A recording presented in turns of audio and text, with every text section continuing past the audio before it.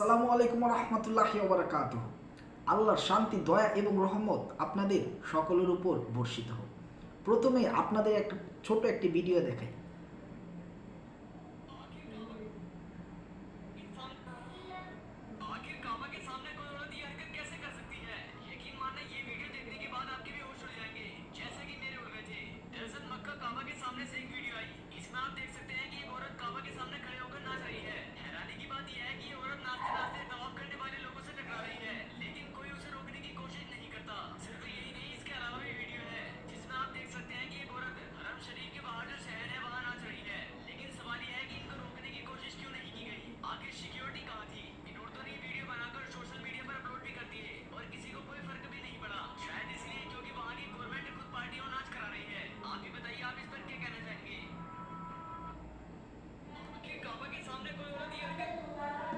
কি বুঝলেন?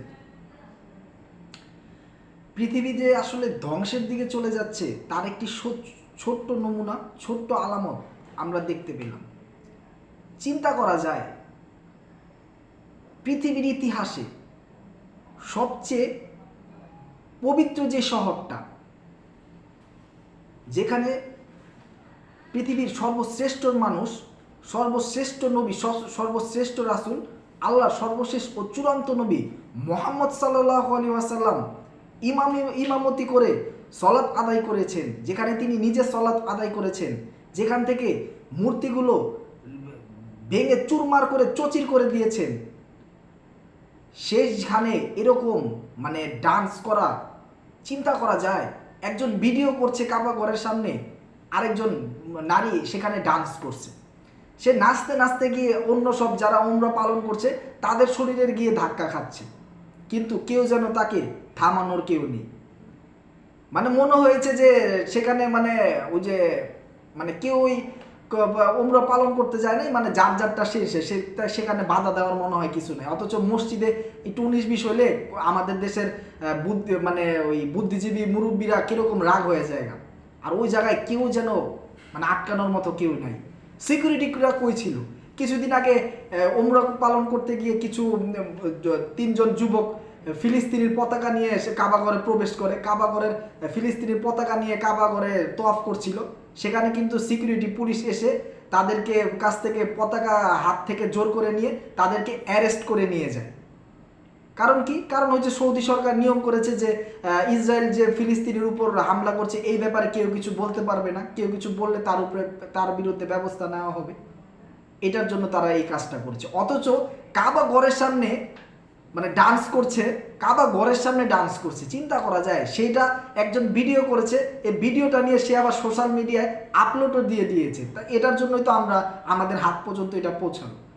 আর আরও একজন নারী, সে কাবা ঘরের সামনে বাইরে, কাবা ঘরের বাইরে একজন কাবা ঘরের সামনে করেছে, আর একজন হলো মক্কা নগরীতেই ওয়াচ টাওয়ারের নিচে, ক্লক টাওয়ারের নিচে, ঘড়ির যে বিল্ডিংটা সেটার নিচে, সেখানে সে একজন কৃষ্ণাঙ্গ কালো নারী, সেখানে সে ডান্স করছে, হেজাব পরা, কালো বোরকা পরা, সেখানে সে নাচছে, একজন ভিডিও করছে, টিকটক করছে। কোন পর্যায়ে চলে গেছে। চিন্তা করা যায় যে একটা ঠিক আছে যে না, এই টিকটক টুকটক করে ওইগুলা তো এমনিতেই প্রতিবন্ধী। টিকটক যারা করে, হারামের কাজ করে, বাহিরে করে, ঠিক আছে, কাবা ঘরের সামনে যায় নাচতে হইব, এইগুলা ভিডিও করতে হইব, তারপর মক্কা নগরীতে এইগুলা করতে হইব। তারা তো ওমরা পালনের উদ্দেশ্যেই তো সেখানে গেছে, তাই না? ওমরা পালনের উদ্দেশ্যে গিয়া যদি এইসব কাজ করে, চিন্তা তাদের মনে আল্লাহর ভয় তো নাই। তারা যে কোনো সময় মারা যাইব এটাও তারা চিন্তা করে না। তারা আজীবনই পৃথিবীর বুকে জীবিত থাকবে এমনটাই মনে হয় তারা মনে করে। আর এতগুলো হাজি তাদের সামনে দিয়ে হাঁটলো, তাদের সামনে দিয়ে ঘুরলো, হাজিদের কাছে শরীরে গিয়ে সে এই সংঘর্ষ পর্যন্ত হলো, অথচ কেউ যেন তাকে রুখবার মতো কেউ নেই। যার যারটা তারই। ওটা তো বিচারের দিন হইব যে কোনো মানুষের কোনো উপকার করতে পারবো না।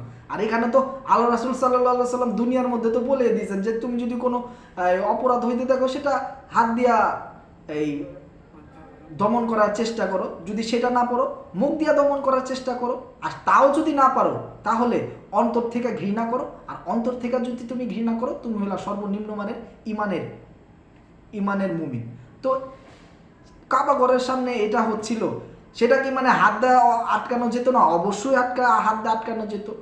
যদি যে পুরুষরা দেখছে, পুরুষরা যদি হাত দেয় না মানে মহিলা শুধু তো হাত দেওয়া যাবে না, তো তারা মুখ দিয়া বলছে, মুখ দিয়া বললে তারা সিকিউরিটি ডাক দিতে পারতো যে দেখেন এখানে ডান্স করতেছে, এখানে নাচানাচি করতেছে, এটারে বের করেন।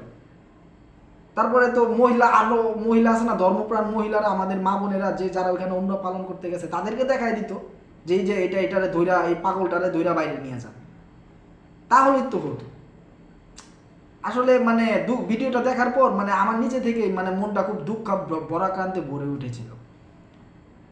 আজকের ভিডিও এই পর্যন্তই। আমি ওই দুই নারীদের জন্য দোয়া করি, অবশ্যই আল্লাহ তাদেরকে হেদায়েত করুক, আল্লাহ তাদেরকে হেদায়েত করুক। আশা করি যে তারা যে আপলোডটা দিচ্ছে ভিডিওটা, যদি তারা এখনো সরিয়ে না থাকে, দোয়া করি যে তারা আল্লাহ তাদেরকে হেদায়েত করুক, আল্লাহর কাছ থেকে তারা এই অপরাধের জন্য মাফ চাক, আর এই ভিডিও যাতে তারা মানে ইউটিউব বা ফেসবুক থেকে সরিয়ে ফেলে, এটা আমি তাদের জন্য দোয়া করি। আজকের ভিডিও এই পর্যন্তই। আল্লাহ যদি আমাকে হায়াতে বাঁচিয়ে রাখে, ইনশাল্লাহ পরের ভিডিওতে আবারও আপনাদের সাথে দেখা হবে, কথা হবে। আসসালামু আলাইকুম রহমতুল্লাহি ওয়া বারাকাতুহু।